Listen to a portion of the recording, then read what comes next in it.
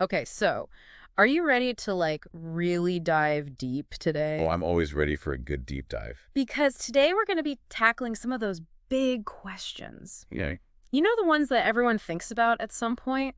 Sure. Like, if God is all powerful and all loving, Right. why is there so much suffering in the world? Yeah. Or how can science and religion possibly coexist? Big questions for Yeah. sure. Yeah, and just how reliable is the Bible anyway? These are the questions people have been wrestling with for I centuries. know, right? So It's going to be a fascinating discussion. to help us try to unpack all of this, Okay. we're going to be looking at a talk by Christian apologist Cliff Neckel. Oh, I've heard of him. It's from Ed Young's YouTube channel. Yeah. And he just goes headfirst into all of these questions. Fine. And honestly, his approach is so refreshing. I'm excited to hear it. So I think you're going to find this deep dive pretty thought-provoking. Well, let's dive in. What does Neckel have to say? All right, so let's just start with the big one. The problem of suffering. I mean, it's a question that's puzzled people literally for centuries. Oh, yeah. Like, if God is all good Mm-hmm. and all powerful, Yeah. why is there so much pain and suffering in the world? It can feel like a real contradiction. It really can. Yeah. And I love that Nettle actually starts by sharing some really personal Oh? and honestly heart-wrenching stories Yeah. about suffering, Wow. including the tragic loss of his 7-year-old niece in a car accident. Oh, that's awful. I know. So he speaks from personal experience. He does. on And this topic. he also talks about Pastor Ed Young, Okay. who lost his daughter. Oh, I remember hearing about that. And I think bringing in these personal experiences right at the beginning is just so important. Yeah, it really grounds the conversation It does. because it reminds us that Yeah. suffering isn't just some abstract philosophical concept. Exactly. It's a reality Hmm. that touches every single one of us It does. in one way or another. At some point, Yeah. absolutely. And, Nettle doesn't shy away from the tough questions here. I mean, how could you? I know, right? You can't just ignore it, He admits that he doesn't have all the answers. which I think is really important What? to acknowledge. I think it makes him so much more relatable. Oh, absolutely. Like He's not pretending to have it all figured out, right. Yeah. but he does offer some really interesting insights Oh, okay. I'm interested. based on biblical teachings. Mm-hmm. And one of the key concepts that he emphasizes Okay. is free will. Oh, interesting. And what's so fascinating is how Nettle connects free will to suffering. Oh, how so? So he argues that God, in his love, chose to give us the freedom Okay. to make our own choices. Even if those choices have negative consequences? Yeah, even if those choices sometimes lead to painful consequences for ourselves or for others. Mhm. And he's basically saying that God chose to limit his own power Wow. in order to give us genuine freedom. That's a pretty radical concept when you think about it. Yeah. And so it's this idea that suffering isn't necessarily a punishment from God Okay. or sign that he's abandoned us. That he's not there. Yeah, it might just be a consequence of the choices that we Okay. or other people have made. So it's not God causing the suffering, Right. but us. Exactly. Let's say. And that's definitely a difficult concept to grapple with, Oh, absolutely. especially when we're the ones in the midst of suffering. Like when it's happening to you. Right, when it's personal, you Yeah. know? It's so easy to ask, why me? I know. Yeah. But Nettle makes it very clear that he is not trying to minimize or dismiss anyone's pain. It's not about that. No. Yeah. And he acknowledges that life can be incredibly unfair. Life is not fair, It's not. sadly. But he also reminds us that God is always with us, Oh, even sure. in our darkest moments. So even though God isn't causing our pain, Mm-hmm. he's there with us through it. Yeah. That's comforting. And I think the way he uses the story of Job is really powerful here. Oh, yeah. What does he say about Job? Well, Job lost everything. His family, his wealth, his health. It's like the worst case scenario. I know. Oh, my God. And he rails against God, Yeah. asking why all of this has happened to him. Asking for an explanation. I know. Totally understandable. It is. I would be asking the same thing. Right. But in the end, Yeah. he finds solace not in getting answers, Okay. but in the very presence of God. So just knowing that God is there Yes. is enough. And that's exactly what Nettle emphasizes. Okay. That faith isn't just about Yeah. having all the right answers or Mhm. understanding everything perfectly. So it's not about having it all figured out. It's not. No, Yeah. it's about cultivating a relationship with God Okay. that sustains us through all the storms of life. That's beautiful. It is. Yeah. And it's about trusting in God's goodness and presence, even when we just don't understand what's happening. Trusting even when it's hard. Exactly. That's faith. And he even makes this really interesting point Oh, what's that? about bringing children to church. Right. And how it's about teaching them how to connect with God from a young age. Building that relationship early on. Yeah. That makes sense. And what I found so interesting here Yeah. is how he uses this analogy of a master chef Okay. to talk about how we often try to come up with our own recipe for happiness. Oh, I like that analogy. Yeah, But that- thinking we know better than God. We can do it better ourselves. I know. Yeah. What will truly fulfill us? But ultimately, we need that master chef's recipe. We do. Yeah. And he suggests that it's when we surrender to God's plan, Even when it doesn't make sense. even when it doesn't make sense to us, Yeah. that we find like true joy Okay. and purpose. Surrender to find joy, huh? I know it's kind of a paradox, It is. but I love that analogy. Me too. It's so clear. It's like we're trying to bake a cake Yeah. using ingredients we find on the floor. Like scraps. I know. When we could have the master chef's recipe right there. Right in front of us. That's a great image. And Nettle doesn't shy away from the tough questions that this raises. Okay, like what? So he actually brings up the challenge that some people pose. Couldn't God have created a world where free will and suffering didn't exist? That's a good question. It is, and I appreciate that he acknowledges it. It shows that he's really thought about these things deeply. He has. Yeah. But instead of getting bogged down in theological debates, Right. he focuses on the practical implications Okay. of living in a world where suffering does exist. So, like, how do we actually deal with this? He's basically saying, look, we can argue about the whys all day long, but the reality is that suffering is part of the human experience. We can't escape it. No, we can't. So what's the point in just debating it? Right. So how do we cope with it? Yeah, where do we find hope? Where do we find meaning in the midst of all this pain? Those are the important questions. They are. Yeah. And for Nettle, the answer lies in the person of Jesus Christ. Okay, so he brings it back to the core of his faith. He does. Mhm. And he reminds us that Jesus himself suffered Yeah, and died on the cross, that's right. and that through his resurrection, he offers us the ultimate victory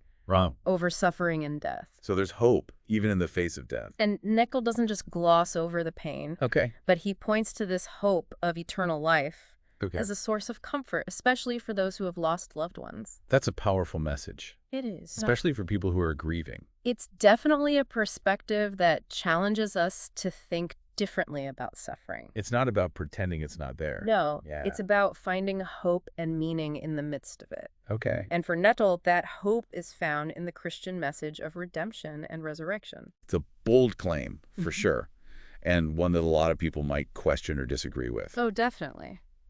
But I appreciate how he presents it. Not as a dogma to be blindly accepted, Okay.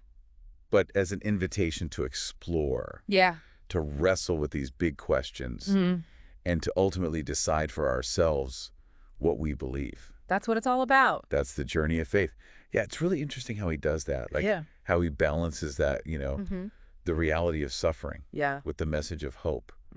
It's not an easy thing to do, It's not. but I think he does it really well. I think so too. Yeah. And he seems to understand that for a lot of people, faith isn't about having all the answers like neatly packaged. Definitely not. It's about grappling with those tough questions, Yeah. wrestling with doubt, Absolutely. and ultimately choosing to trust in something beyond ourselves. That's where the real growth happens. I think so too. Yeah. And that actually leads perfectly into the next big question that Nettle tackles: Okay, what's that? the perceived conflict between science and faith. Oh, that's a big one. It is. For sure. And it's another one of those areas where people often feel forced to choose sides. Right. Like you have to pick one or the other. Yeah. Do you believe in science or religion? Exactly. But Nettle actually argues that these two realms Yeah.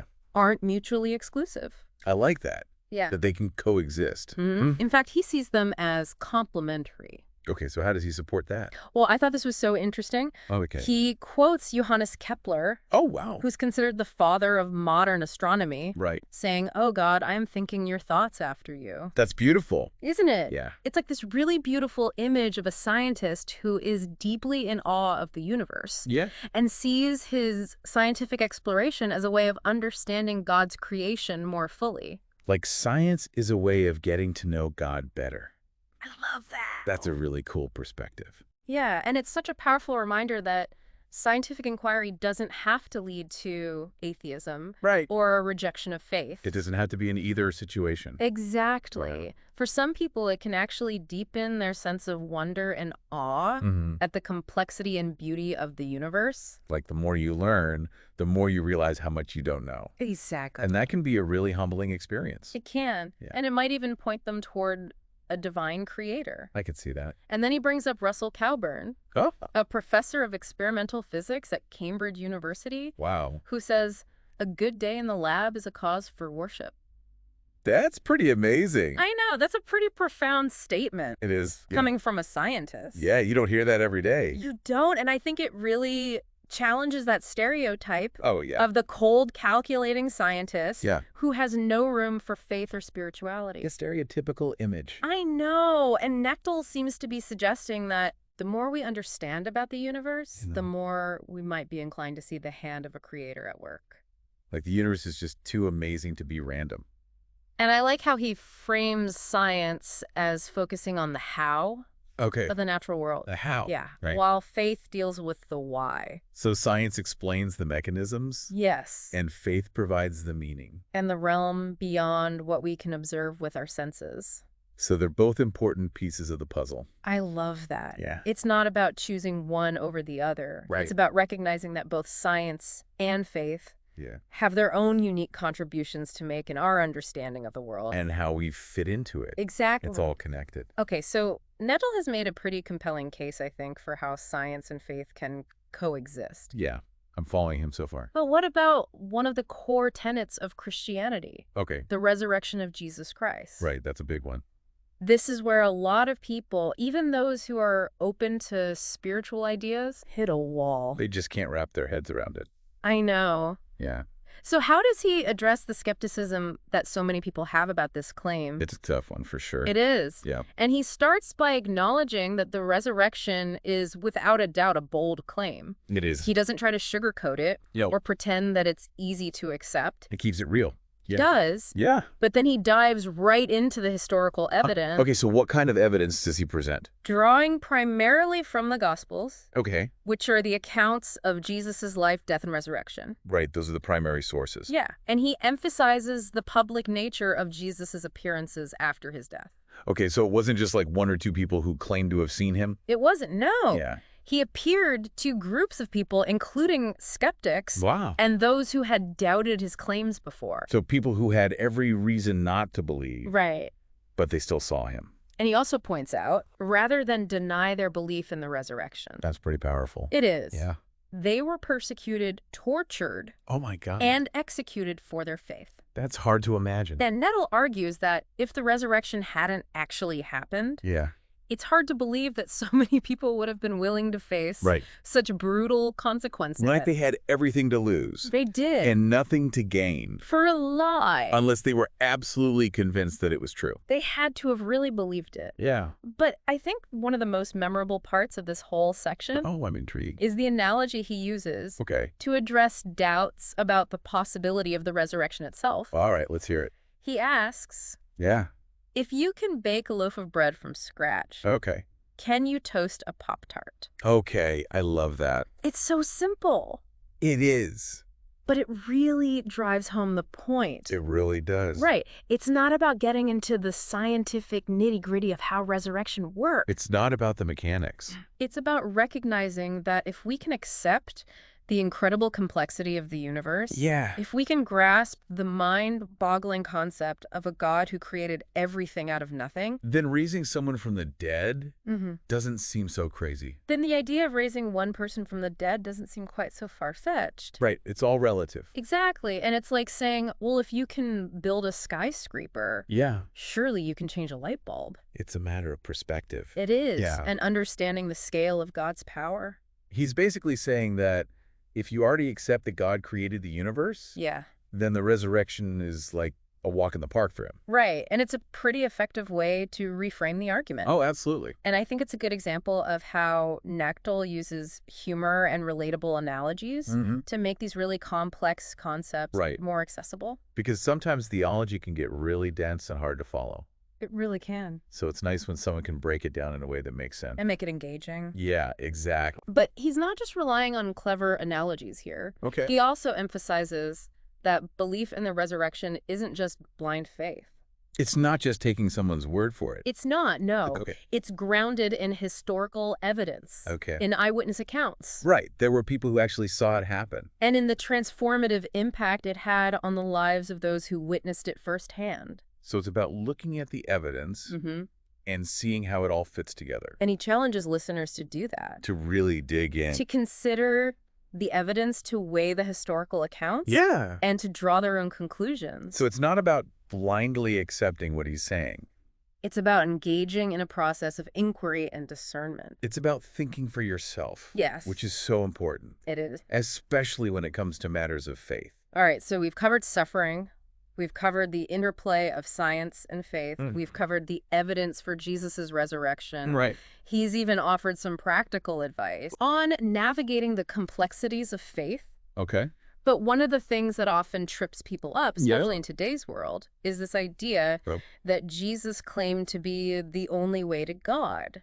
Right. That's a tough one for a lot of people. This exclusivity can feel intolerant or even arrogant to some. Especially in a culture that values diversity and inclusivity. Exactly. It can seem very narrow-minded. So how does Neckel address this potentially controversial claim? It's a question that a lot of people have. Yeah. So I'm curious to hear what he says. Yeah, it's true that that idea of one exclusive path to God can be a real stumbling block for a lot of people. It is. Especially in a culture that values tolerance and inclusivity. Oh, yeah, for sure. So how does Nettle approach this? Well, he doesn't shy away from it. Okay. He actually tackles it head on. It does. Yeah, he frames Jesus' claim to be the way, the truth, and the life as a simple truth claim. Oh, interesting. And he uses the analogy of a mathematical equation like 2 + 2 = 4. Okay. It's either true or false. Right. There's no in-between. No middle ground. Right, exactly. So he's basically saying that Jesus' statement is like a fact of reality. Yeah, just like the laws of mathematics. It's not a matter of opinion or personal preference. Nope, it's a truth claim. And for Neckel, the evidence of Jesus' life, teachings, death, and resurrection points to the truth of this claim. It all fits together. Right. And he's not saying that people of other faiths are bad or wrong. Okay. He's simply articulating his understanding of Jesus's teachings and their implications. So he's just being honest about his beliefs. It is a bold stance for sure. It is. And I can see how it could be off-putting to some. For sure. But I think it's important to remember that he isn't advocating for intolerance or disrespect towards other beliefs. It's not about putting other people down. No. It's about sharing your own truth. He's simply presenting his perspective based on his understanding of the evidence. Yeah, and encouraging others to do the same. Exactly. To examine the evidence for themselves. To weigh the historical accounts, the teachings of Jesus, and the transformative impact of the Christian faith on countless lives throughout history. So we've covered suffering, science and faith, the resurrection, the exclusivity of Jesus's claims. Yeah, we've covered a lot of ground. But what about the foundation of all of this? Okay. The Bible itself. Ah, yes, the source material. How does Neckel address concerns about its reliability? That's a common question. I know, especially considering its ancient origins and the fact that it's been translated and interpreted over centuries. Right. How can we be sure it's still accurate? So how does he approach this? Well, this is where Nettle gets into the nitty-gritty of historical evidence. Okay. He doesn't just assert that the Bible is the Word of God. He lays out specific criteria for determining historical reliability, and then shows how the Bible stacks up against those criteria. So he's putting it to the test. Exactly. And what are those criteria? He uses 4 main tests. Okay. Internal consistency, Okay. literary style, archaeological evidence, Okay. and manuscript evidence. Can you break those down for us a bit? Sure. So internal consistency means that the different books of the Bible should agree with each other, even though they were written by different authors over a long period of time. Right. Literary style refers to the fact that the Bible should show consistency in its language and writing style. Makes sense. Archaeological evidence means that what the Bible describes should align with what archaeologists have discovered about ancient cultures and events. So it should match up with what we know from other sources. Right. And finally, manuscript evidence refers to the number and age of the ancient copies of the Bible that we have.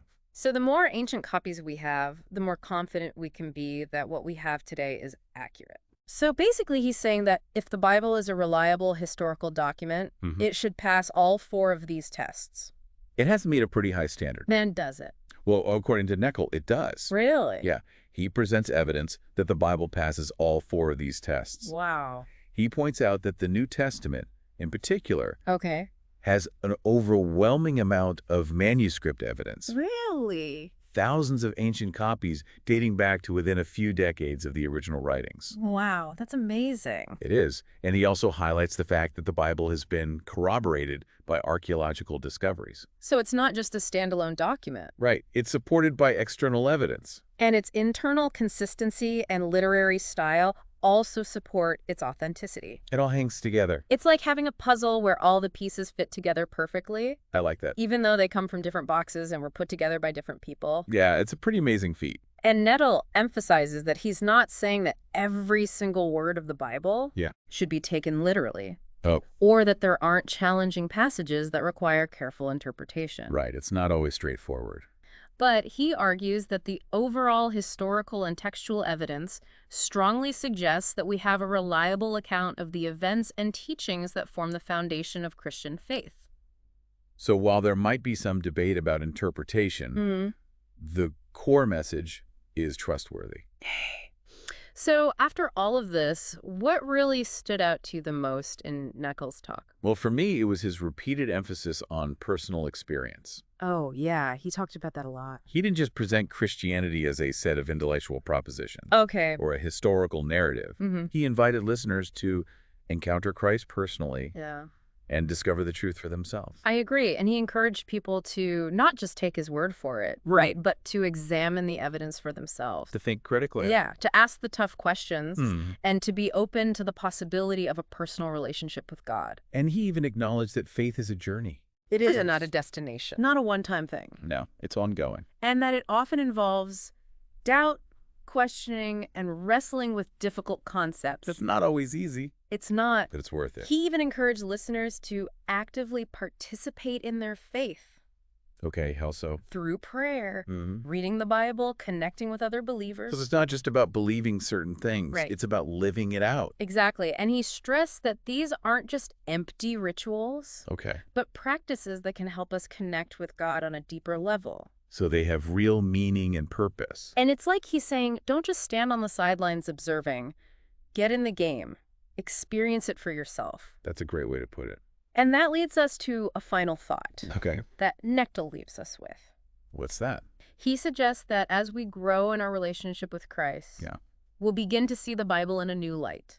Oh, interesting. Not just as a collection of stories and teachings, Okay. but as a living and inspired word from God. That speaks to us directly. That speaks directly to our hearts and minds. Wow, that's powerful. It's like those moments when you read a passage of scripture Yeah. and it feels like it was written just for you. Like it was meant for you to hear at that exact moment. For the specific situation you're going through at that moment. I've definitely had those moments. Me too. It's pretty amazing. And Neckel seems to be suggesting that these moments of connection and revelation aren't just coincidences. Like it's more than just chance. They're evidence of the Holy Spirit working in our lives. Guiding us and teaching us. And revealing God's truth to us in ways we could never have imagined on our own. That's a beautiful thought. So as we wrap up this deep dive, I'm curious to hear what's resonating with you. Well, we've covered a lot of ground. We have from the problem of suffering to the reliability of the Bible.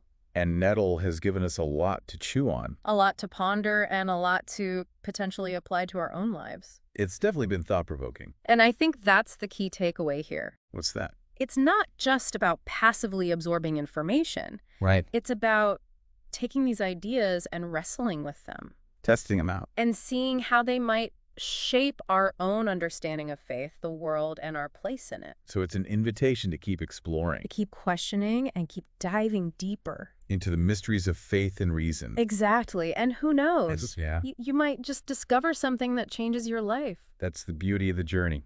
Thanks for joining us on this deep dive. It's been a pleasure. Until next time, keep seeking, keep growing, and keep diving.